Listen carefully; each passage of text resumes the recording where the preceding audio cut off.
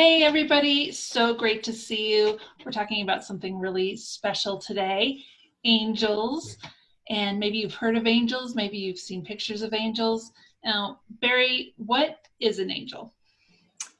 Well, I think we think of an angel as like a being of light, right? It's from another realm that we find angels, and angels are. I think of angels as messengers, right? They have messengers. They have messages for us, and they're around us to help us and to keep us safe. So kind of like the idea of, I think a lot of us have heard of the idea of a guardian angel, that we have guardian angels that are looking over us. And I like to think of it that way, that angels have messages for us, and they're also around us to keep us safe. Cool. So some people wonder what an angel looks like, and an angel is really commonly depicted and associated with a few different things. Wings, my angel wings. Halo, that's the round thing over the top of an angel's head. Light, really cool, different kinds of light. But the truth is, an angel can look like anything and anybody. It could look like you, it could look like me, it could look like, people that you meet.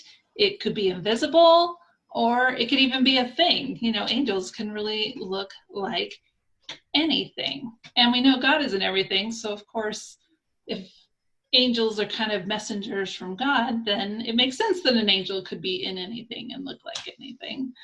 Um, but I also want to know, how do angels talk to you, Barry? Well, I think it could be something that you think, a thought comes into your head, something that you feel. I think what angels help us do is to notice things, right? Because we get so busy, a lot of times we can walk by something important. And I think angels are kind of pointing a finger to maybe a deeper thing, or a cooler thing that's around us that we don't notice. And so it could be a feeling that we get in our heart that feels like an angel speaking to us. It could be a thought that comes into our mind. It could be something that we see, and it reminds us of something else or brings our attention to something else. So I think that's the way angels speak to us. I agree with that, especially about the feelings or when things happen a certain way sometimes. Like there's been times I'm rushing to get somewhere and then all of a sudden something happens where I have to stop and I have to pause with wherever I'm going. But then sometimes I see something or I meet somebody or something happens. Like, what made me pause then? I think that's a cool way that angels kind of intervene. One of my favorites is when something happens over and over again. And I just had this happen to me. I was out in the garden and a little tiny garter snake came around. I'd never seen a garter snake in my garden before, so that was cool. But then I was walking with a friend and we actually saw this huge snake and it was swimming across a pond. And that was weird. And then I was just online and a friend sent me this. It was just a joke, but it had a snake in it. And then I was at work and then there was this little tiny plastic snake that was next to my desk that nobody knows where it came from. So you have to wonder, like, why are these snakes appearing all the time? And I looked it up and it was a message about, transforming, which I think is super cool. So if something happens to you over and over again, that can also be an angel message.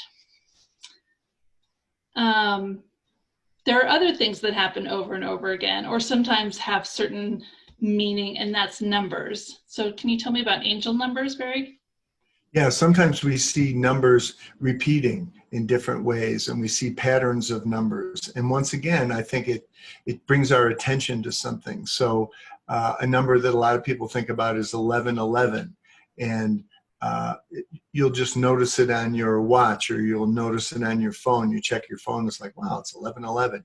And there are certain numbers that you'll see repeating during the day. And I think, again, it causes you to stop and notice.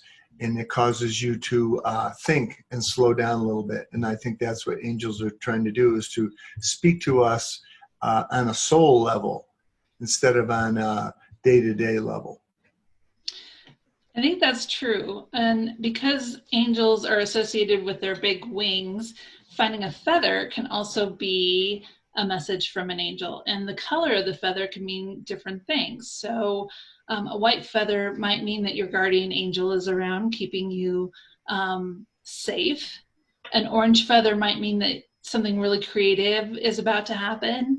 A brown feather might mean that you're really connected to everything around you and the other people around you. So the colors of the feathers can mean different things, but finding a feather is definitely considered an angel message. So if you are noticing cool things like I did with the snakes, or a certain number keeps coming up, or it seems to have special significance, like we talked about the 1111, or you find a feather and you're wondering, hey, I wonder what this means, you can go online and it will tell you, hey, a feather this color means this number means this. And that's the way I figure out what my angel messages are. So I hear we're talking about, the angels talking to us, but can I talk to the angels? Yeah, I think so. I think angels are a good thing to ask for help or ask for guidance. A lot of times when we're going to do something new that we're not sure about, you might just say, stick with me here. And I think it's kind of reflective of our inner voice. There's a part of us that knows. And I think that's what our angels are speaking to, that part of us that knows and that's connected. And I think having that feeling of being watched over and being protected and being taken care of, it's just a great way to go through life. I agree with that. And that's actually our affirmation today. When I ask, I receive. When you talk to spirit and you ask, you receive. And when you talk to angels, you can ask and receive as well. So the affirmation is, when I ask, I receive. So we started our angel conversation just talking about what are angels, right? They're beings of light. They're messengers, right? They can bring messages from God or spirit. And they are here to help protect and keep safe. And what I can tell you is that all of us can also be an angel, that you have the ability to actually help be kind to other people and maybe bring a message to someone and just be open. So not only do you get to listen to your angels and look for signs of angels, but also you get to be an angel.